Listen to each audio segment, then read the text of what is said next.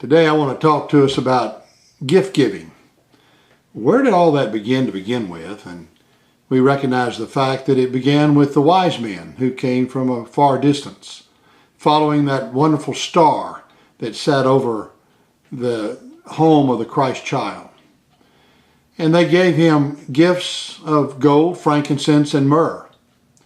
Well, gifts of gold and frankincense and myrrh have some specific significance to them. Gold was given to honor a king. Gold was a perfect gift for a king. Frankincense was a priestly gift. It was a gift that was used in the offering of sacrifice, for frankincense would cover up the smell of the animals being sacrificed. And then there's myrrh. Myrrh was a gummy substance that also had a pungent odor that was used on grave clothes. So it was a gift to honor and to recognize the fact that Jesus came to die. But what gift will you give Jesus this year? You know, that's a good question, and a lot of people give monetary gifts, and that's wonderful. Our church has to run on monetary principles, and we really appreciate people being faithful in their stewardship and tithing. Others give not out of their pocketbook as much as they give out of their hearts. We have a number of people around here, and I know throughout the Christian world, who give of themselves. What I want to talk to you today is just that gift of yourself, your heart, your service, your ministry. Giving it to somebody else becomes a very important thing. Chuck Swindoll has put together a list that I want to mention to you today.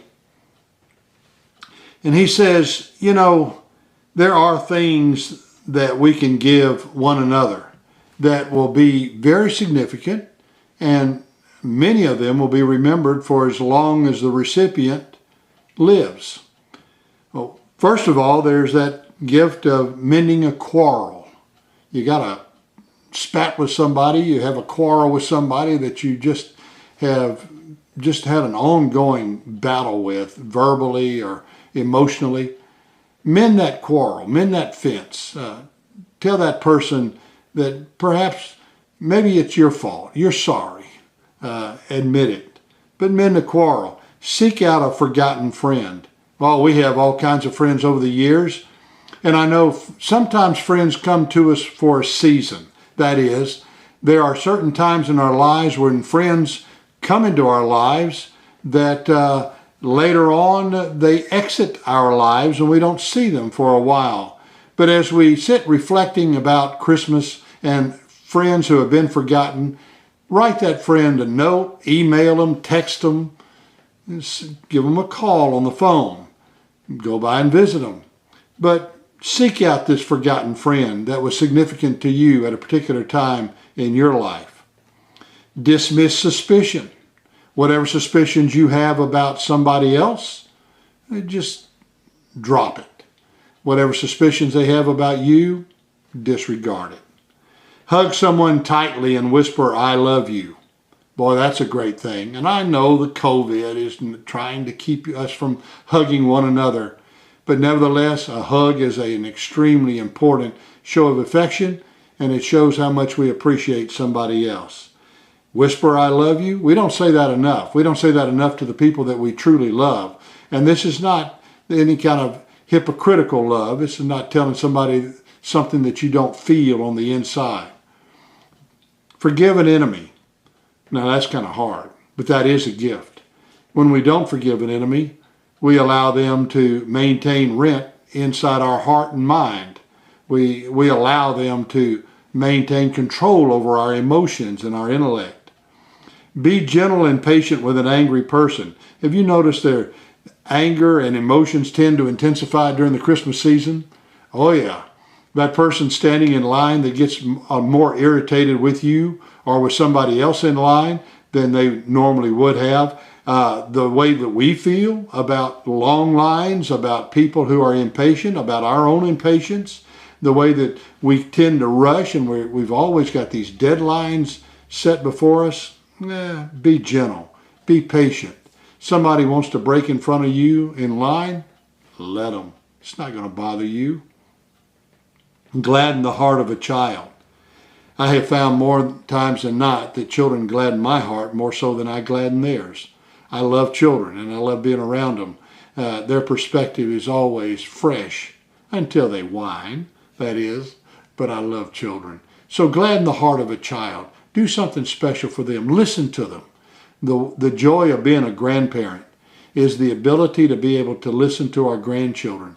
When our children were coming up, we weren't as always patient as we should have been because our time constraints and things of that nature. But now as grandparents, we have a little more time with our grandchildren and great-grandchildren for some of you lucky folks out there.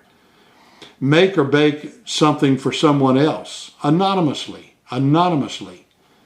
Well, I'll tell you what, this Christmas season, I've had a number of people have given me baked goods and how much I appreciate that. But you're responsible for any weight gain that I have. It's not my fault. It's yours. But go ahead and gladden somebody's heart by baking something, taking it to them. We, in our community, have a lot of people, especially during this COVID time, that are shut in. People who are self-quarantined, people who have isolated themselves from the rest of the world, people who have been isolated by certain health officials from family and friends. Just send them something anonymously. They would love it. Listen. Now there's a gift. How many times that as parents that we were admonished to listen? I always told our kids, 2 ears, 1 mouth. Listen twice as much as you speak. Everybody needs to know that somebody cares enough to offer them a listening ear. And sometimes it's a matter of just sitting by the fireplace and listening to what somebody has to say without comment that becomes one of the greatest gifts that you can have. Speak kindly to a stranger. That's a good one. Enter another's sorrow. This time of Christmas, we've had sorrow that has entered into the homes and the hearts of people in our community. And I know you have it too. There are people struggling with the Christmas season. Just let them know that you care.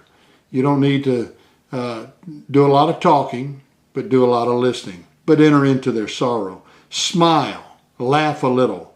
Laugh a little more. Laugh a lot during this season. Laughter is the real balm or the good cure for whatever aches you.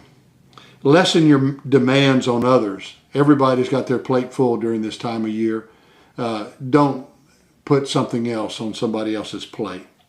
Apologize if you were wrong. That's an easy thing to do. It's hard for some people to do, but apologize for something that you've done wrong. Talk together with the television off. Do the dishes for the family. Give a soft answer even though you feel strongly. Answer in love. Don't answer in anger. Speak softly. Encourage someone else. That's a good admonition 365 days a year.